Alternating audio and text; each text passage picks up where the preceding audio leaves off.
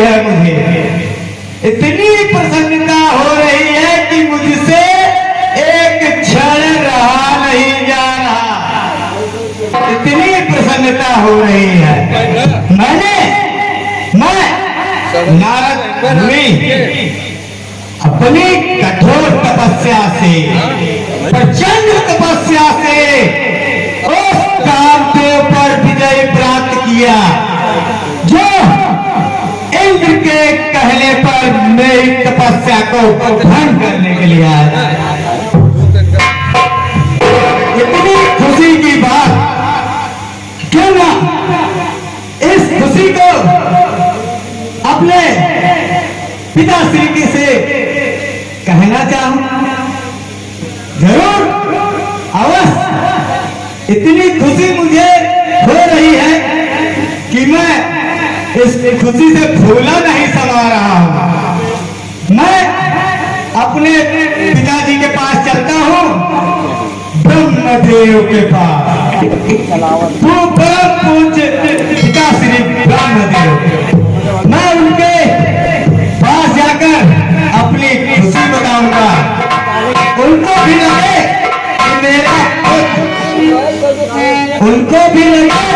कि मेरा पुत्र नारद कितनी बड़ी तपस्या किया है, जिसकी तपस्या का कोई विफल नहीं कर सका। अब मुझे शीघ्र पिताजी के पास चलना होगा, तो मैं चलता हूँ ब्रह्मलोक की ओर, पिताजी के पास। नारायण नारायण। और एक बहुत ही सुंदर स्थान देख के पिताजी खड़ा हो चाहिए मेरा मन बहुत प्रफुल्लित हो गया, इतना प्रफुल्लित हुआ कि मुझे भगवान का नाम लेने का किया। मैं उसी स्थान पे अपना आसन जमा लिया। वो सुना सारा कुछ बात, वीडियो ना बनाई, छोड़ के सोचा कि मेरी इंद्रासन कहीं छीन ली जाएगी और नारद की तपस्या को भंग किया जाएगा। उन्होंने कामदेव को मेरी तपस्या भंग करने के लिए भेज दिया। समझ रहे हैं ना पिताजी? हाँ, समझ रहे हैं।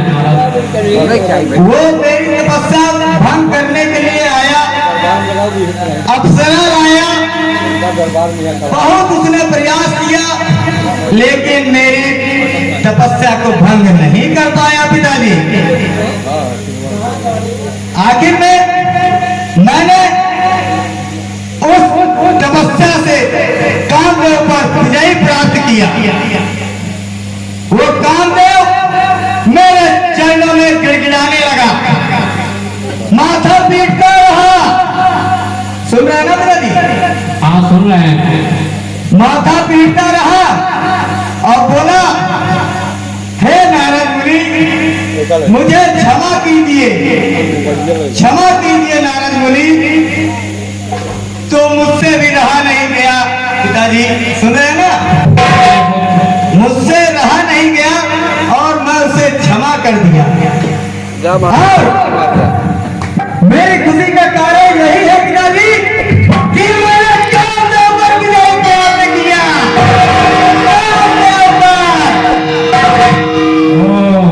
अच्छा, ये बात है। हाँ पिताजी। लेकिन हे नारद, यह जो मुझसे बात कही है और किसी और से मत कहना। हाँ साथियों, प्रमुख कलाकार भी रहे।